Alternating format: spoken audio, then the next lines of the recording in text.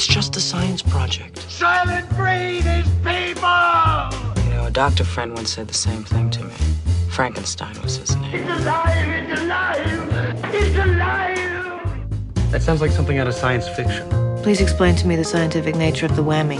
We live in a spaceship, dear. So? Yes, science! Program complete. Enter when ready. Hello and welcome to Science on Top. This is episode 198 for Sunday, the 23rd of August, 2015. I'm your host, Ed Brown, and joining me today is Dr. Shane Joseph. G'day. Dr. Kate Norton. Hello. And I'm delighted to welcome a researcher from the Lung Research Unit at the Royal Adelaide Hospital. Thanks for joining us, Dr. Miranda Ween. Hey. So, the Lung Research Institute, and you're studying e-cigarettes and vaping. Is that right? So our group has been working on the effects of cigarette smoke for like over 10 years now.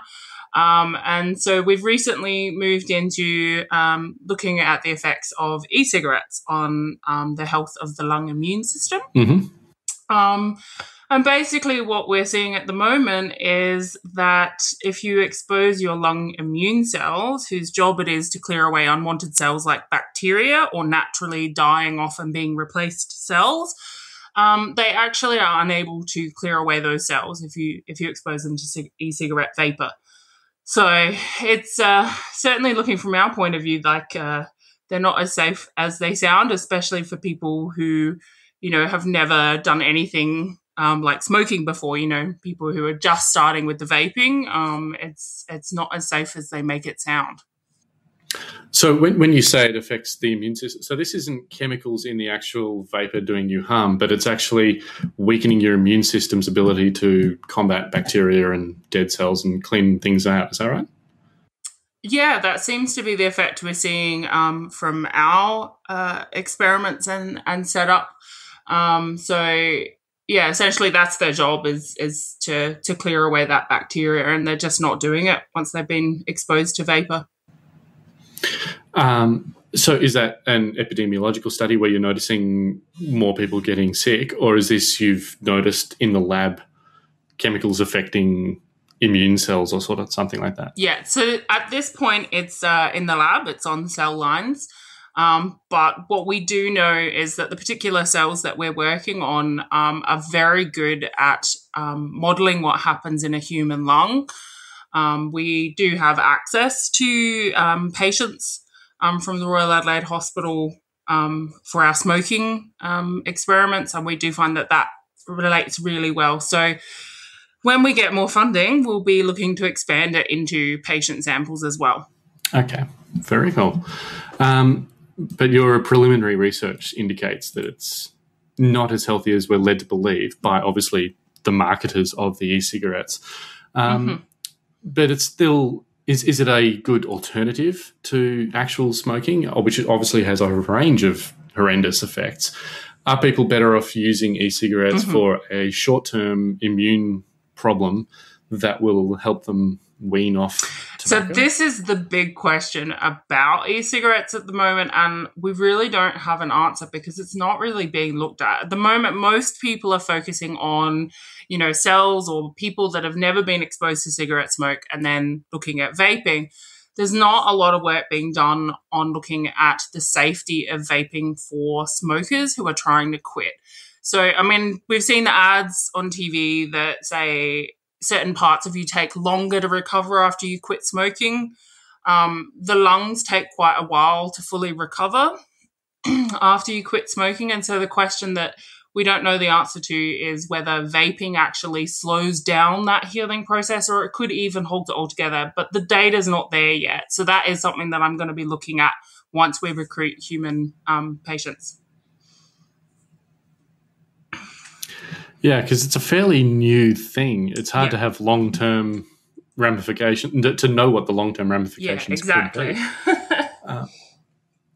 And it's also interesting you're talking, when we've been talking about weaning people off tobacco, there's also a worry that e-cigarettes, which are seen as a safer alternative, are leading to people taking up tobacco cigarettes. It's kind of a gateway drug, at the risk of using a cliche.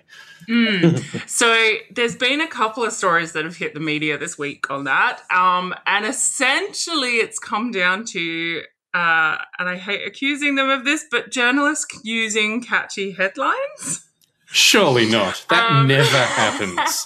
So there's been two studies that have come out this week, one from the UK, one from the US. And the US one, for some reason, the journalists have caught on and said vaping causes cigarette smoking in young people. But the study itself actually doesn't say that. It just says that people who are vaping, those young kids that are vaping, are also more likely to try cigarettes. But it's not a causation effect. It's a correlation effect. And it's most likely due to the fact that those kids are susceptible to peer pressure. So they're just likely to try anything that's sort of pushed on them by their peers is really what's happening. So it's not necessarily a gateway situation. It's a sociological phenomenon. Yeah, so the UK study actually came out and the headlines were all, it doesn't lead to cigarette smoking. But the US one, for some reason, everyone latched onto it and went, oh, this causes smoking. So that's a real problem when you get two studies like that have completely opposing conclusions. It's easy for anyone to cherry pick on either side which results they want to go with. It's... Well, the results were actually the same. It was just headlines were different. So the results were exactly the same, that the kids that were vaping were more likely to smoke, but it wasn't a causation effect. It didn't cause them to smoke. It was just they were more likely to try new things. It's interesting then that the US one would get that sort of slant put on it then, when the UK study, which didn't get as much attention as far as I can gather, but it didn't also get that biased response reporting. Yeah, I guess it depends where you looked at. The people who are obviously very keen on protecting their right to vape were very interested in the UK study. And the people who are more concerned about the health aspects were more interested in the US study and the headlines that they were making there. So it's quite interesting. It's kind of divisive as to which study people had heard of. Their right to vape. I like that. Seriously. That is how I've been seeing it from people that I've been interacting with this week in response to my news story, is people feel like I want to take away their right to use this as a quitting device or whatever. Yeah. And that's not necessarily the intent. I have noticed that there does seem to be this very polarized response to any sort of research into any sort of area where people think that there's societal disapproval of their behaviour. And it's like, you're like, wow, we're looking at the long-term effects of, say, alcohol consumed at this frequency or whatever, and everyone jumps on them and says, oh, no, you're interfering in my life and making my choices for me. And people are like, whoa. Just doing research. Seriously, we're trying to find some answers, then we can give you some information. You can use some information to make decisions. We're all cool here. So, I mean, a really good example of that here in Australia is the tanning bed, the solarium sort of incident, I guess, that we had where they released to the public. People assumed they were safe because they were at their beauty salon or wherever. And then, of course, after they'd been around for 10 years or whatever, people started noticing that there was increased rates of melanoma and people were dying, and eventually they were recalled because they were quite dangerous. But even then, once we had the data, people were still really resistant to having them taken away. And to a certain degree, I can understand that. I mean, when it comes to bring it back to smoking, I don't really care if people want to smoke knowing that they're going to be doing themselves damage.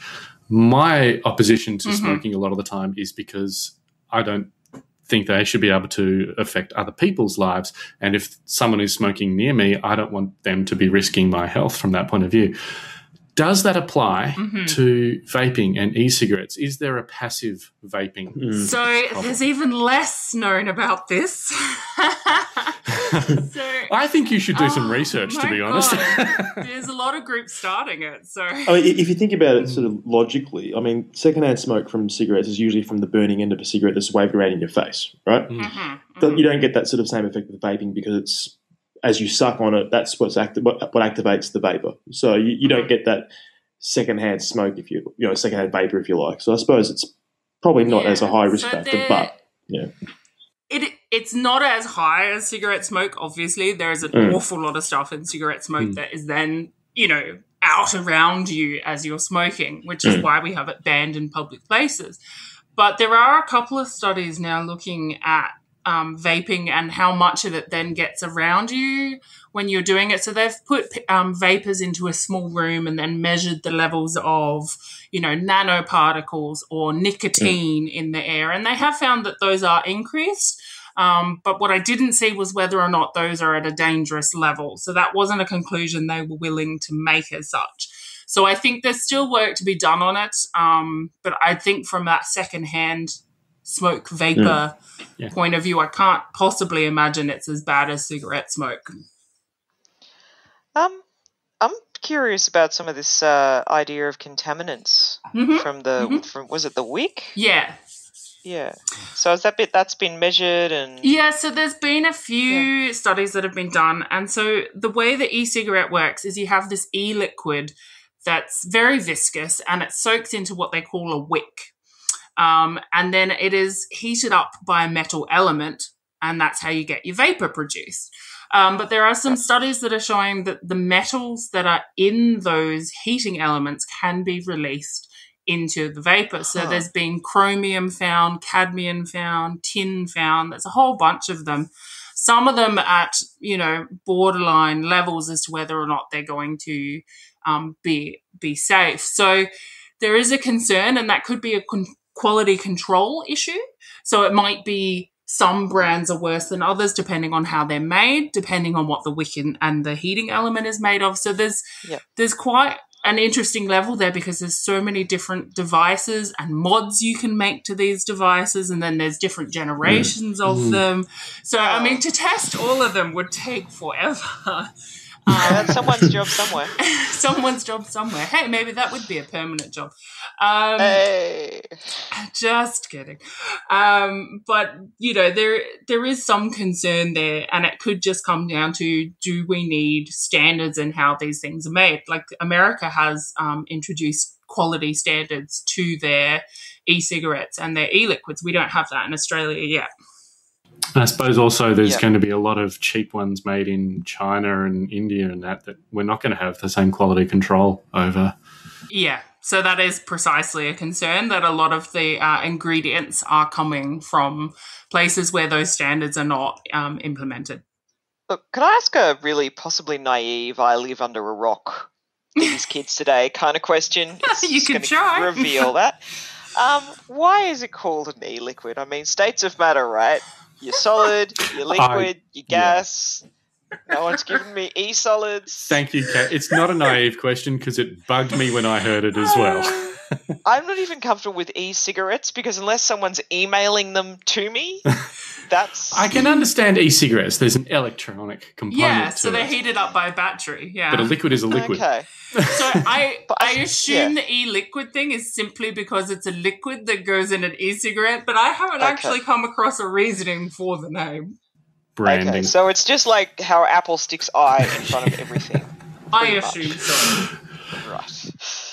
Just checking. Well, clearly there is a lot of research that needs to be done. So hopefully we'll get a better understanding of the health impacts of these new e-cigarettes, which is... to be honest, I haven't seen anyone use an e-cigarette. I don't know how widespread this vaping thing is. Really?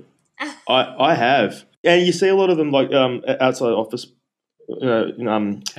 office hours, they'll be frantically sucking on them outside. It's quite hilarious. Oh, yeah, it's the stupidest thing I've ever seen, personally. No, it was, I remember I went to dinner with a couple of mates about a year ago, and one of them was sitting there vaping in the living room, and it was just kind of odd. I thought, I was weirded out by the whole thing, to be perfectly honest. All right. Well, Shane, The astronauts on the International Space Station are, by necessity, incredibly self-sufficient. Their sweat and urine is recycled, it's treated and reused as drinking water and for cleaning. But NASA has just given a $200,000 a year grant to researchers at Clemson University in South Carolina to take the next logical step. And I should warn our listeners that if you're eating food right now, you might want to stop for a few minutes or maybe come back to this story later on. I will admit that before I read the story, I made sure I'd already eaten dinner and it was done. I think you should probably do this on an empty stomach rather than anyway. True. Yeah, but then it might put me off my dinner. Basically, I mean, as Ed said, astronauts have to sort of suffer all sorts of indignities up there. And, that's probably one of the reasons I would never become one. And the focus of this research is to find a way to recycle their own feces. And it makes sense. I mean, feces is a waste product, but it's mostly carbon and bacteria, right? So if you get over your squeamishness of it, the most logical thing to do is just to recycle it. And to obviously you have to find a way to purify it and to get rid of all the nasties. In a way, it actually sort of reminds me a lot of recycled water that a lot of Australian outback communities are very resistant to. But it's something that I see a bit of a link to, really. So it's our squeamishness about waste products. Yeah, and it's for a good reason. I mean, we're sort of there's a gag reflex associated with it, and it's probably quite a wise one in some ways. But but as long as you get rid of all the dangerous bacteria, as long as you purify it, and as long as you filter out all the crap, and you're left with the. I mean, how they would then turn that into something that's actually edible. Like something that would be, you could open up a pack of, maybe some sort of jerky. I don't know. The point is that it'd be some way. That's basically it, really. I mean, there isn't a lot known about this because it's all very preliminary. But people are very excited about it because obviously it would mean that you wouldn't have to. I mean, you probably wouldn't have to supply as much food, for example, on these long-term space missions. And this is very important for things like a trip to Mars or beyond. So. Well, I guess, all the nutritional benefit most of it would have been taken out by the body anyway. So you'd still have to. Well, yeah, you'd have to probably add, infuse vitamins and good stuff into it. But essentially, in terms of, it's an edible product that you can make into something that gives your food texture. Pretty much, yeah. Kind of like it's tofu. Is what it is. Look, I'm never going to look at tofu the same way again. Really? Has that significantly changed? No, probably not. Actually, you mentioned it. Yeah. I think it's interesting. I like the idea of just making astronauts even more self-sufficient, or making them suffer one more indignity. Really, I mean, let's put it that way. Oh, come on! The actual process of eliminating those wastes are ridiculously indignant as it is. So, talking about strapping yourself into various different positions. Oh, yeah, definitely. And I just think we always have this remarkable fear of our own waste products. That, we don't want to drink recycled urine, but we'll happily drink the milk from a cow. It just makes no sense. Yeah. I mean, well, that's more of an obvious nutritive experience. Sorry? Well, milk. Yeah. Milk is kind of like actual food. Yeah, but it's for another species. Urine generally doesn't meet that definition. We don't think of breast milk as waste, but we think of urine as waste. So I guess there's that kind of overlay of acceptance of what's waste is not good for you. Well, that's true, but we're also grossed out by human breast milk ice cream. There's been a lot. Or just breastfeeding in public. There was a recent story a week or two ago about a woman who breastfed her son's friend or something. Same age or whatever, but how can you breastfeed another person's child? Yeah. Well, what is the childcare? Why is that an issue at all? Scientifically, it's not like blood groups, really. Yeah. And historically, it was done all the time. It's a wet nurse.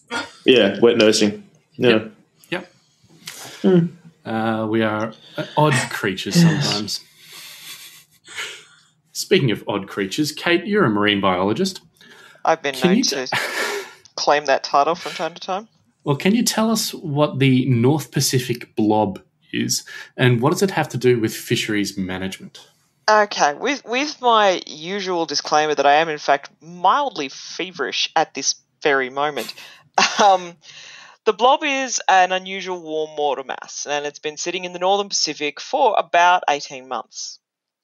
And the problem with this is that it's blocked off upwelling. Upwelling is a process by which nutrient-rich cold water is swept up from the depths up through up to sort of near shore regions. And what this does is it's a key ecosystem function. So the nutrients come up, a whole bunch of planktonic critters and small fish have a great time gorging on it, breeding. A whole bunch of migrations are timed to coincide with these events, which are typically quite predictable on an annual, seasonal basis. And then you get other big migratory fish coming in, and then you get seabirds coming in. And so basically what happens is that when the upwellings don't come in, you get massive die-offs. You get migratory fish coming in and then just starving to death. And, seabirds trying to migrate somewhere else, not being able to find enough food. It's actually a localized ecological disaster when upwellings don't happen. So this warm water mass blocking the upwellings is on its own a big deal. And this happens at a time when a lot of these foraging species are already at low levels, either due to overfishing or climatic effects. So we've got an El Nino coming in, and that's sort of strengthening. And so we've already got a really great level of uncertainty in terms of fisheries management. Fisheries management is a very complicated thing, and you're dealing with a lot of different people with different personalities, different economic requirements. And when it comes down to it, in some cases, you're dealing with an extraordinary amount of uncertainty. So you need to understand the biology of the animal. How long does it take to reach adulthood? How long does it take to reproduce? What's the survivorship of spawn or fry? How long do they take to settle? Do they migrate? All sorts of issues that are huge factors. And typically we use these to set species-specific quotas that seem sensible. Okay, so these are based on... Okay, so you can't fish more than a certain number of salmon or trout this or whatever. Size at this particular time, yes. Okay.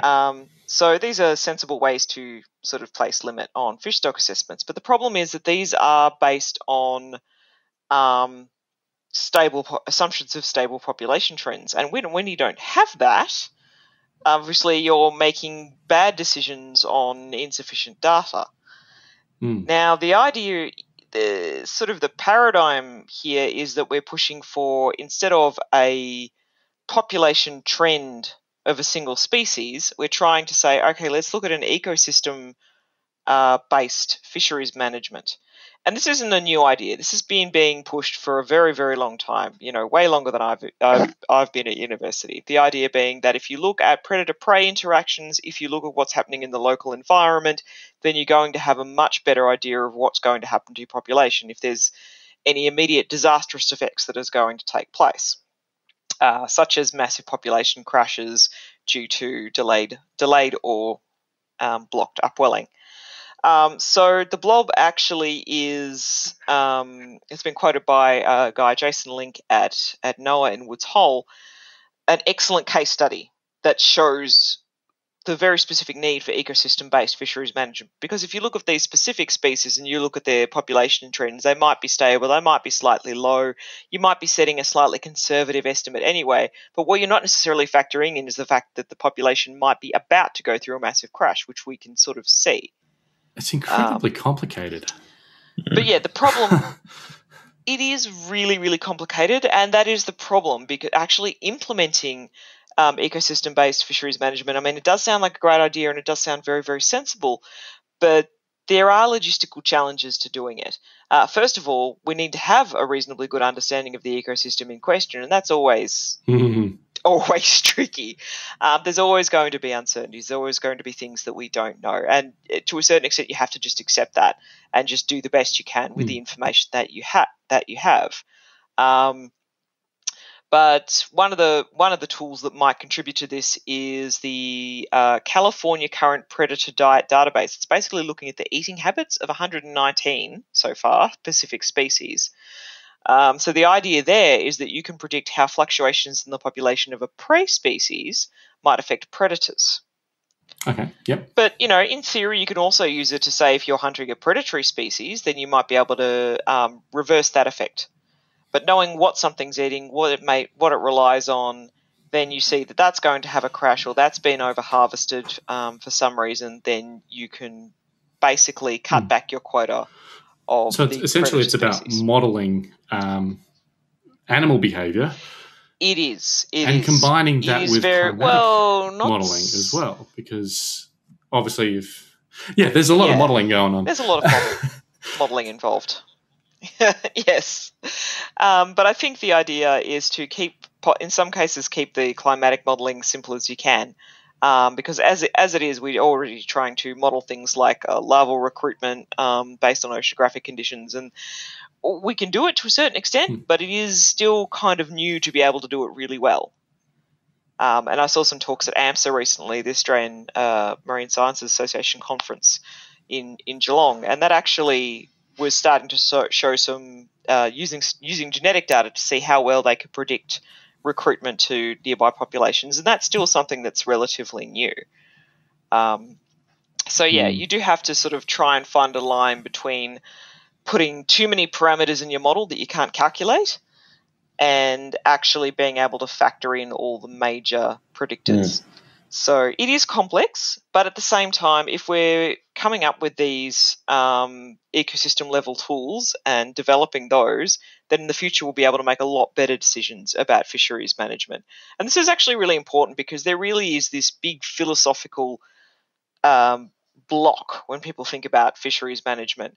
They worry a lot about managing wild populations and farming and so forth and so on, but there is a bit of plenty more fish in the sea. It's very hard for people to conceive of the fact that there is a limit to what these populations can tolerate. They seem massive from the outside. They're really, really not, and they're extremely vulnerable to what we're doing. The more information we have, the better, and the fact that the system and the paradigm is changing rapidly and we're able to incorporate these new tools is cause for optimism, I think. Yeah. And you do think it is changing rapidly, that paradigm, that we are adjusting to these new factors? Whether we're changing fast enough in the face of things like El Nino and the blob, wonderful name. I love that it's called the blob. It's water, but it's a blob. It should be a blobfish. It's a blob of water. Whether it is, maybe this is something people have been pushing for a while, and it's been a long time coming. So, I think it is good. People are actually funding these tools and they're actually developing these tools. Getting it to the implementation stage and getting it to the industry stage, I think, is going to be the real hurdle. But, it can happen. It does happen. There are well-managed fisheries in the world. And let's hope there are more of them soon. So that's an optimistic, I think, angle to look at. But I try. That's good. Okay, Shane, well, I think we probably need another food warning for this next story. So if you're eating right now, you might want to skip ahead a little bit or put your lunch down, because we're talking about a machine that's been developed to simulate vomiting, aren't we? Yeah, we are, and it's right out of Uncanny Valley. I mean, this thing has a face, for God's sake. It's Of course weird. It has a face. It has to vomit. It doesn't need a face. Look, the rationale behind this is that the researchers are looking at norovirus, which is a virus that causes gastroenteritis, and apparently 20 million cases per year in the US, which, and it's fairly serious. It's not just a little, it can be quite dangerous. It's also very most common causes of gastroenteritis. It's known as the winter bug to a lot of people because it likes cold conditions. It is not pleasant. So another reason to hate the cold. Agreed. Yeah. Anyway, it's as I said, it's highly contagious. And researchers have sort of long suspected that it becomes airborne when people vomit, but they've never actually sort of demonstrated this in a lab model. So what these guys did was they built a vomiting machine, basically, and it's quite clever. Like they set it up to have the same. It was a quarter scale model of the human digestive system, and it's basically got an artificial stomach, an artificial esophagus, and a mouth, and as I said before, a really freaky little face. And it basically is designed to mimic all the natural processes of regurgitation. So what they did was they inoculated a sort of a fake vomit mix with not the actual norovirus, because apparently they didn't want to, they probably couldn't get ethics approval for it or something. I would imagine so. Spreading gastro. Yeah, Totally I mean, fine. it was sort of set up in a little sort of airtight box. So, they probably would have been all right. But anyway, they used a bacteriophage instead, like a harmless virus, basically. Mm-hmm. And they ran it with various amounts of seeded inoculum, like, going from low to high. And they found that, it does actually hang in the air. Like once this thing vomits, it just hangs. And so the idea is that if you are sick, or say on a cruise ship, and you vomit rather indiscriminately and you spread it in the air, somebody else could pick that up. And that's possibly another route of infection of how people get norovirus. So, yeah. Do we know if it aerosols a lot, or is it just a few sort of particles here and there? Obviously, the more viruses you have in the starting thing, the more you're going to get in the air. Sure. But to actually get infected with norovirus, you need a very small infectious dose. It's as low as 20. Okay. So, it doesn't take – that's the lower end of the scale. But they could aerosolize up to 13,000 virus particles depending on the initial inoculum dose. So, it's quite possible that this is a route of infection. Route of transmission. So another reason to keep your distance from people who are vomiting. Or vomit in a bag, guys. If you can get to the bag, obviously. Yeah. Even then, I'm still staying away. I prefer not to be around the vomit myself. Same, because the sympathetic vomiting thing I'm just a sympathy comes up. vomiter. Same. Excellent. While we're sharing and everything. That probably just about wraps up the show. Links to all the stories that we talked about will be on the web at scienceontop.com/198. Of course, you can leave a comment there or email us at feedback@scienceontop.com or on Twitter or Facebook. Thank you so much for joining us, Dr. Ween. That was terrific. No worries. And thank you, of course, Dr. Kate Norton. You're welcome. Thank you. And you, Dr. Shane Joseph. No worries. And, of course, thank you, everyone, for listening. And we'll be back again next week, putting science on top of the agenda. Join us then.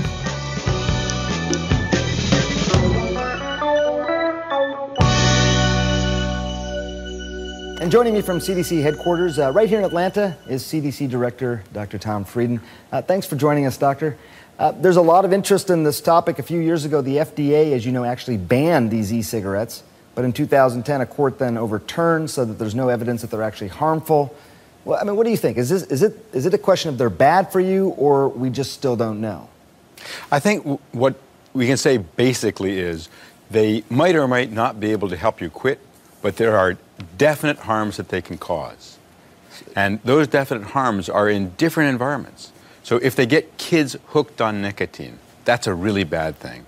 If they get a smoker who would have quit smoking to continue smoking, that's a bad thing. If they get a smoker who stops smoking to go back to nicotine addiction and then smoking, that's a bad thing. And if they re-glamorize the act of smoking, that's a bad thing. So we have possible benefits and definite harms.